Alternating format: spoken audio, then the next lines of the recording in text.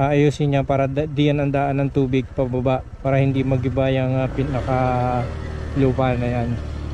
Anong pagka hindi yan lalagyan, na sigurado unti-unti mauubos yan. Good day mga boss, ito ang SLEX TR4. Meron itong 66.74 kilometers mula Santo Tomas, Batangas hanggang Tayabas, Quezon. At ito pong nakikita nyo ito ay dito po ito sa may Tiaong, Quezon, papunta diyan sa may San Isidro, San Pablo, Laguna. Dito po yung ating huling vlog. Susundan natin ito dito sa may Santissimo Rosario, San Pablo, Laguna. At kung hindi nyo pa po napapanood yung mga boss, ay puntahan nyo po sa lista ng ating video dito sa YouTube para makita nyo yung umpisa ng ating vlog. At saka yung ating kuha diyan sa may Tiaong Interchange. Bali ang Tiaong Interchange ay package C. Opo, package C po yan. At ngayon po ay nandito na nga tayo sa may dulo ng San Isidro. At papasadahan natin itong dito sa may Santissimo Rosario para makita natin ang update dito ng kakarsadahan. So marami tayong video dyan mga boss. Kung bago ka pala sa channel na to, ay huwag kalimutan mag-subscribe at pindutin yung bell button dyan sa baba. I-share mo na din para laging updated kayo pagka tayo ay may bagong video. Napakaganda na po dito. Tapos na magbuhos ng semento.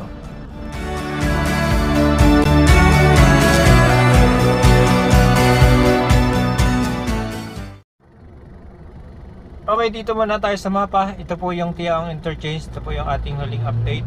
At ito pa kanan na ito yung papunta ng Candelaria, Quezon. Dire-diretso yan ng Sariaya, Quezon. At ang ating update ngayon ay papunta ng Maynila o dito sa pakaliwang ito.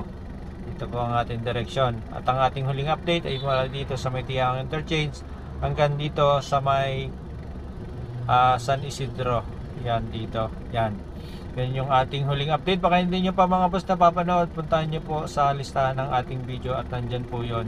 Tapos ang i-update naman natin ay mula dito sa may San Isidro hanggang doon sa may Santissimo Rosario. Ito batching plant to, makikita natin yung sa video. Tapos meron dito Max Tunnel. Hindi dyan, Santa Maria na yan. May Max Tunnel dito so dito sa lugar na to makikita tayong box tunnel dyan, madadaanan. Basta mamaya panoorin nyo na lang mga boss. Ito po ang SLEX TR4 sa mga hindi po nakakalam. Subscribe, like, share na lang po pagka gusto nyo ang ganitong klase ng mga video. Napakaganda na dito sa Tiaong Interchange. Halos ito ay matapos-tapos na. Ginagawa na lang dito yung kanyang pinaka toll gate. Itong circle na to, may video po tayo nyan.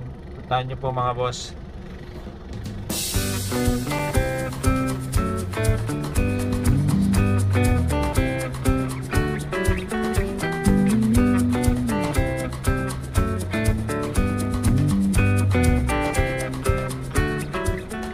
Okay mga boss, at ito na nga yung update natin. Napadaan tayo ngayon dito sa SLEX TR4 Barangay mula diyan sa may Tiaong Interchange. May huling vlog tayo niya, baka hindi nyo pa napapanood, panoorin nyo po mga boss. Shoutout nga pala sa Santa Clara International Corporation niya baga. Basta Santa Clara. So galing tayo diyan sa may Tiaong Interchange, baka hindi nyo pa napapanood. Nandito ako ngayon sa may Barangay San Isidro at napadaan ako dito. Napakaganda na nga pala naman dito. At dito sa lugar na ito, nakita ko lang yung kanilang bakod tapos na. Tapos may ginagawa ditong drainage, tapos lalagyan pa yan ng drainage papunta diyan para yung agos ng tubig ay isang direction. Tapos bababa diyan, may pakiludo ng konti pag gano'n, tapos bababa uli para nga naman hindi yung tubig dumiretso doon, magiba yung yung lupa. Tapos ito yung ating update ngayon. Wala na ditong bubuhusan ng semento, gawa ng kompleto ng buhusan ito. At ang ginagawa na lang dito ay mga finishing na lang, mga gilid-gilid, yung mga drainage. Tapos pag natapos yan, ang isusunod na ay siguro espalto na. Ito ko yung namamaos. So yan, ito yung ating papasadahan ngayon. Tadaan tayo dito papunta doon. Ang direksyon natin ay papunta ng Maynila. hanggang sa makarating tayo doon sa may Santissimo Rosario.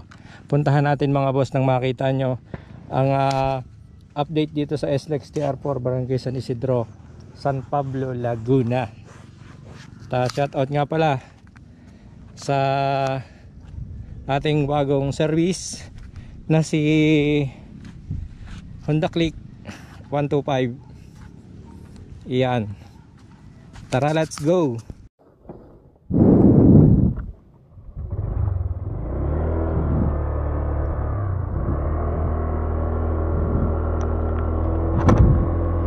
Init ng panahon.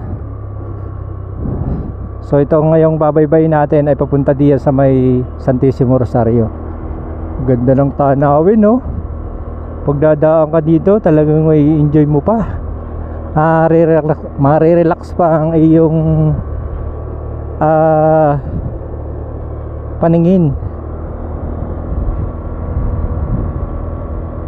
Ganito. Tamo nga naman, ano? Kung hindi ginawa ng expressway ang Quezon Province, hindi mo ma-appreciate yung kapaligiran niya masyado. Tapos dito sa may kanan natin, makikita mo naman ang Mount Banahaw saka Mount Cristobal. Ano? Kuleto ng bakod, kuleto ng semento. Tapos meron pa siyang mga bungi, yung kanyang pinaka-bakod gawa ng may kailangan diyang ayusin. May irrigation diyan gawa ng aring dinaanan ng TR4 na katubiganan yan.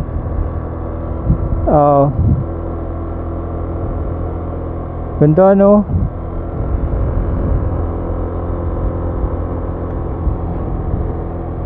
Hindi ako makapagsalita sa ganda. Paano pa kaya pagka ito ay natapos na, no? Tapos marami ng sasakyan ang nadaan, siguradong lagabugan dito, lalo na pagka yung mga container van ang dumaan, tapos yung walang laman, naglalagabugan yun Pero pagka naman maganda yung container van at hindi naman masyadong makalog, hindi naman masyadong maingay.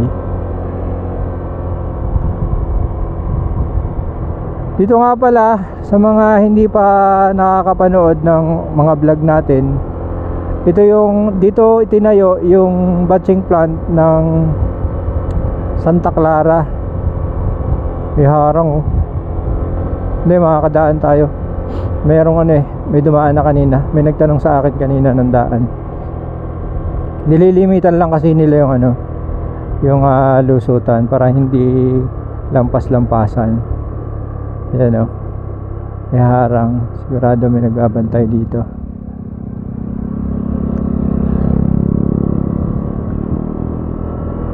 Ito ang batching plant ng Santa Clara na ngayon ay para bagang unti-unti nang nababawasan. Parang hindi pa rin naman, o baka meron na nga. Gawa nang wala na masyadong bubuhusan dito di mapapalayo ang kanilang transportasyon ng semento, halo ng semento.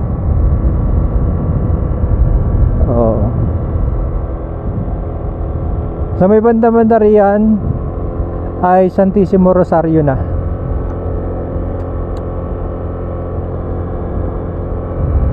Yun, may mga bungi pa pala yung kanyang bakod. May bungi pa.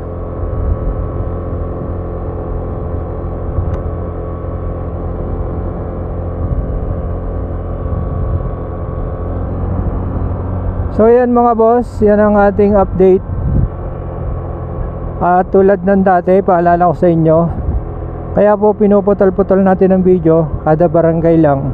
Gawa ng sa title, halimbawa ay Santissimo Rosario lang, para yung mga taga San Pablo, nag-update din kasi sila ng mga nangyayari dito sa TR4, kaya yung ginagawa ko barangay, at saka para madaling hanapin naman, hindi yung isang diretsuhan. Basta kanya-kanyang diskarte na lang yan. Dito may tubig, dito may paliguan, dito may tubig dyan. para makita nyo na din ng diretsyon pag Santissimo Rosario o kaya San Isidro, di San Isidro. Tapos dito na tayo sa may tulay ng Santissimo Rosario, at dito ko na endingan ng video ito. Maraming salamat muli mga boss sa panonood ng video ito. At kung bago ka pa lang sa channel na to, huwag mong kalimutan mag-subscribe at pindutin ang bell button dyan sa baba para ma-notify kapag tayo ay mayroong bagong video. So, maraming salamat po. Dito ay nagagawa din ng nagagawa din ng mga drainage. Kaya yan ay may lupang ganyan, ay tinatambakan yung mga naanod na lupa, o nga, dinadagdagan yung mga naanod na lupa. Naanod kasi yan, kaya ang ginagawa nila ay dinadagdagan. Ano, di ba may tambak dito, tanggalan ng tambak. Meron niyang, hindi nila yun, tinambak lang dito o doon sa kabila.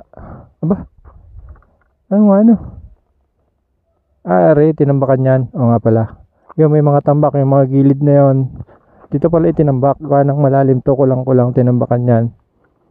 Tapos yan, ang bakod kompleto na din. May mga bungi pa lang pero mabilis na yan.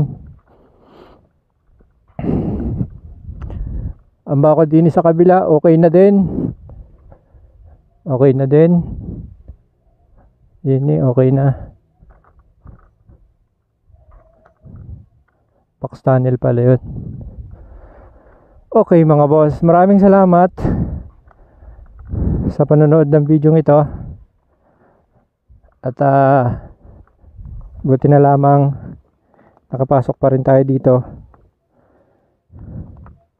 Kaya dito ko na lang hindi ang video ito. Maraming salamat po at kita-kita tayo sa susunod na video. Ganda ng panahon.